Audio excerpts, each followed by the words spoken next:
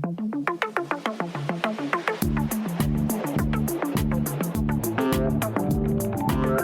what you've been waiting for.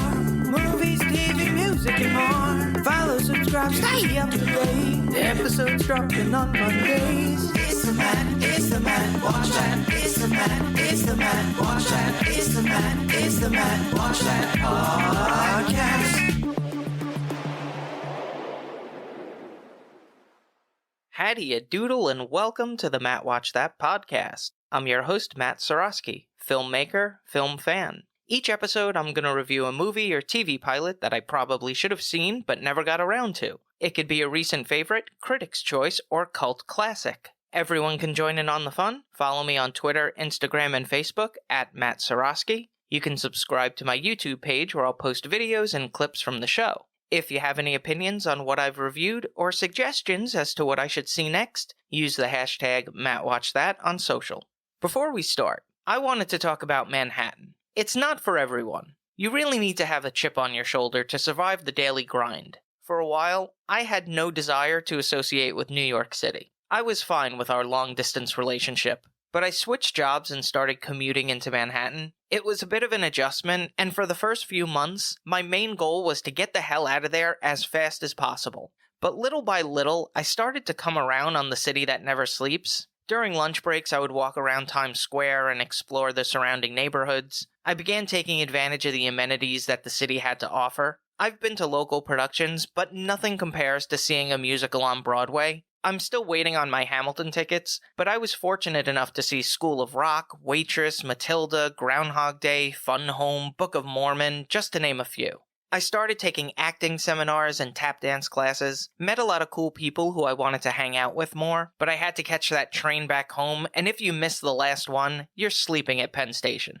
At one point, I probably would have lived in Manhattan, but I just couldn't justify spending $500,000 on 400 square feet with $1,300 in monthly maintenance fees. I mean, I want to retire one day. And it's especially unpleasant on garbage pickup days during the summer. That sour milk smell is tough to get out of your nostril cavities. But since I've been cooped up during the pandemic, there is part of me that misses Manhattan. I guess our Facebook status would be, it's complicated. On to the main attraction. Each review will end with a ranking out of 5 stars. 1 star is skip it, 2 stars is watch at your own risk, 3 stars is standard fare, 4 stars worth checking out, 5 stars must see. Now if I give a title 5 stars, it doesn't mean I'm comparing it to Casablanca, Jaws, or Seinfeld. I rank titles based on other movies or TV series in that genre and at that time period. So let's jump into it. I'll keep the spoilers to a minimum, tangents to a maximum. These are my ruminations and observations of the movie, Barefoot in the Park, about a newlywed couple who move into a 5-story walk-up apartment in Manhattan, where their relationship is tested in the most comedic of ways. The film was directed by Gene Saks, who also helmed The Odd Couple, Mame, and Brighton Beach Memoirs. Fun fact, he was married to Bea Arthur for almost 30 years. Gene and Bea. I couldn't think of any older, old-timey names. Those names shout shredded wheat and chamomile. I would have hated to get into an argument with Bea, and she gives you that Dorothy Zbornak stare. Chills. Just chills. Anyway, the screenplay was written by Neil Simon.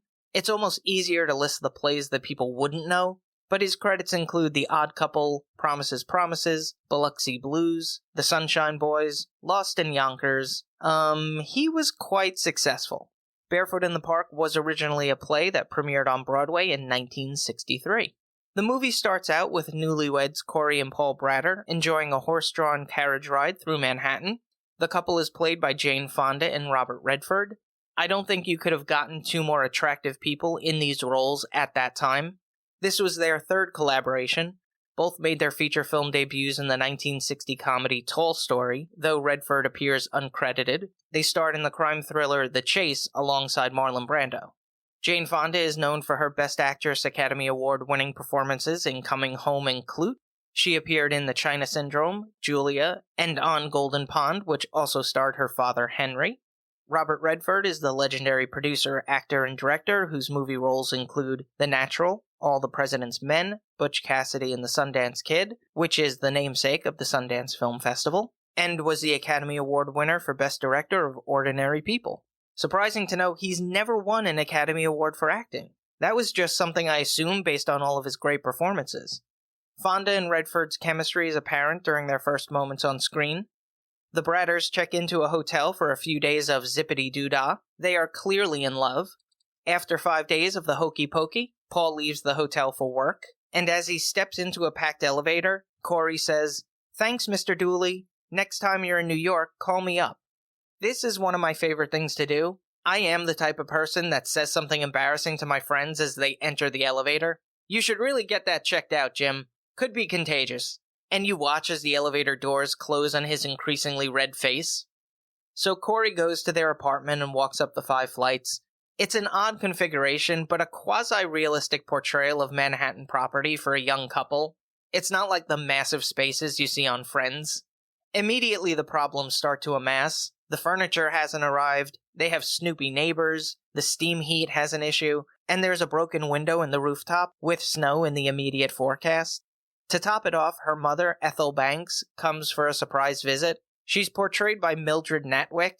She received an Oscar nomination for Best Actress in a Supporting Role for this performance, deservedly so.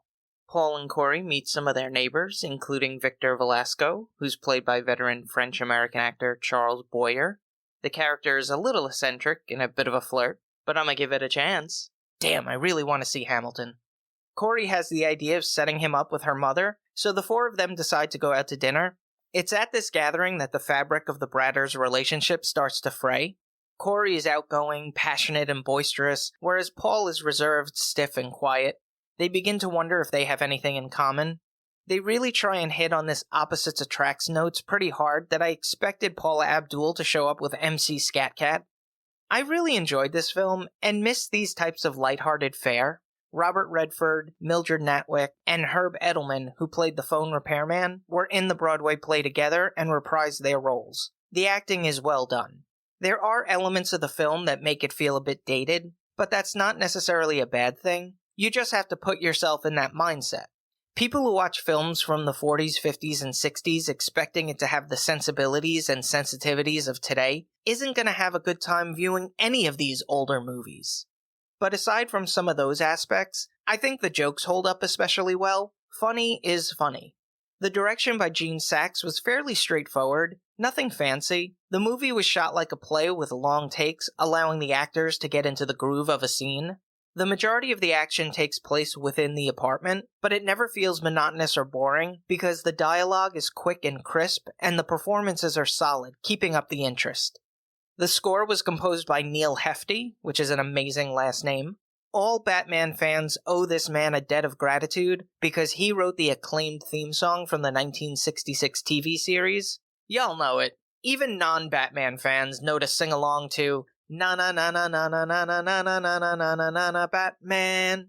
He also wrote the music for The Odd Couple, Sex and the Single Girl, and Duel at Diablo. The orchestrations feel appropriately 60s and works in the context of the picture. He used instrumentation for comedic effects as well. Every time a person struggled to scale a flight of stairs in the 5-story walk-up, it was accompanied by like a xylophone type thing. The runtime is 1 hour and 46 minutes. It had a budget of $2 million and made $30 million at the box office in 1967, which with inflation is probably about $1.7 billion of today, right? I might be off just a scotch. Ultimately, the movie comes down to public displays of affection, Do Not Disturb, Chicken of the Sea, More Stairs, Interesting Complications, Matchmaker, Ouzos, Kimonos, and Getting Panicky. I give it 4 out of 5 stars. Add half a star if you remember 15-second end credits. If you've seen Barefoot in the Park and have opinions on the movie, let me know what you think using the hashtag MattWatchThat. Moving right along. Each episode I'm going to post clips that I think people should watch. It could be movie trailers, music videos, interviews, or something completely random. Search for my YouTube page and there will be a playlist called Matt Watch That Playback. I wanted to share with the listening audience some of my favorite dogs on social media. I've always had animals around me growing up, dogs, cats, hamsters, fish, but I never had a pet of my own. I don't count the crayfish I had in 3rd grade or the saltwater aquarium starter kit. I mean, they're fun to watch, but after 7 minutes of staring at them floating through the little plastic castle, I was pretty much over it. Plus, fish are crap at playing fetch. I always wanted to have a pet and would have had one already if I was a little more selfish. It's mostly because when I was commuting into Manhattan pre-pandemic, I would be out of the house for up to 12 hours, and it's just not fair to leave a pet alone for that long. They are social animals and need that attention, and I wasn't going to hire a pet sitter to do the job that I should be doing, so I live vicariously through YouTube videos. The first videos will feature Tucker, a golden retriever who has the funniest facial expressions. Could be one of the cutest dogs I've ever seen. My grandparents had a golden who was a retired show dog, and she was a lot of fun, but definitely not as goofy as Tucker. She was more primmed and proper. I'll post My Dog Does Weird Things Part 2 and one of his Tucker taste tests. The next is Walter the Frenchie. I'd always wanted a French Bulldog because they're really easy to maintain, especially if you're a busy dog owner, but this Frenchie makes me rethink all of that, because he is prone to having meltdowns, which includes incessant wailing. It's hysterical to watch, mostly because I don't have to deal with it, but you can sense when he's going to explode, and it's really funny. I'll post Walter breaks his all-time meltdown record. Last is Oliver the Beagle. They could be some of my favorite dogs. I've never met a beagle I didn't like, and who doesn't love Snoopy? They're a good size, lower care maintenance, though they need plenty of exercise, and they can be a bit barky, but that's what they're bred to do. I'll post 2 videos entitled 18 Sounds a Beagle Makes and How Fast Can a Beagle Find Hidden Treats. All of these videos can be found in the Matt Watch That Playback playlist on YouTube. Check it out. Now it's time for the recommendation. Yes, that's the word recommendation with Matt in the middle. I'm going to end each podcast with my own recommendation of a movie or TV series. Today I'm talking about Atypical. I came across this show late one night on Netflix. I never heard of it. I didn't know a thing about it. It felt like I would be asleep within a half hour and needed something to bridge that gap. It started autoplaying and I thought, alright, let's stick with this. It's a coming-of-age story about an 18-year-old boy named Sam who is on the autistic spectrum and his desire to become more independent. This affects the dynamics of the family, especially with the mother Elsa, because her existence has been defined around his needs. The series was created by Rabia Rashid, who was a producer on The Goldbergs and How I Met Your Mother. The cast features Jennifer Jason Leigh from Fast Times at Ridgemont High and Single White Female as Elsa. Her husband is played by Michael Rappaport, who's best known for Boston Public, Beautiful Girls, and his video rants. The family is rounded out by Bridget Lundy Payne, who portrays Sister Casey, and Keir Gilchrist, who plays Sam. The supporting characters are just as strong and important to the story, which includes his therapist Julia, Zahid, a coworker and best friend to Sam, and Evan, Casey's boyfriend. I got invested pretty quickly in the show and these characters. It has some funny moments, but it's mostly a half-hour drama, and there is plenty of drama to the point where I feel bad for all of them. I just wish everything works out well for the family and friends. Representation is important, and there was some criticism of Season 1 because there was a lack of autistic actors. This was rectified in Season 2 and 3, where more actors on the spectrum were included in the storylines. I think the show accurately reflects how families are. When you look at sitcoms of the 80s and 90s, everything resolved itself within 30 minutes, and it was very saccharine. But with this series, you can tell that they love each other as much as they're frustrated with each other, and let's be honest, that's family. Atypical has been on 3 seasons, 28 episodes. The series was renewed for a 4th and final season, which will be available on Netflix in 2021. That's all for this edition of Matt Watch That. Thanks for listening to me babble. You can follow me on Twitter, Instagram, and Facebook at Matt Sarosky. You can subscribe to my YouTube page where I'll post videos and clips from the show. If you have any opinions on what I've reviewed or suggestions as to what movie or TV pilot I should see next, use the hashtag MattWatchThat on social. I do plan on having an interactive element, but I need those listeners. So follow, subscribe, like, and spread the word. Until next time, I guess you won't be needing me anymore. Goodbye.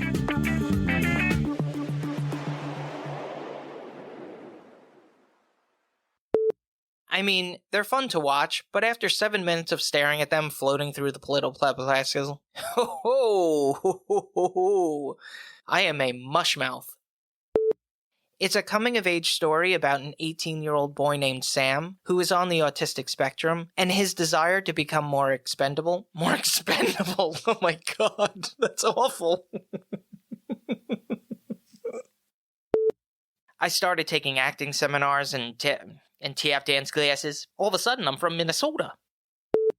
This affects the dynamics of the family, especially with the mother, Elsa. I'm having a hard time today.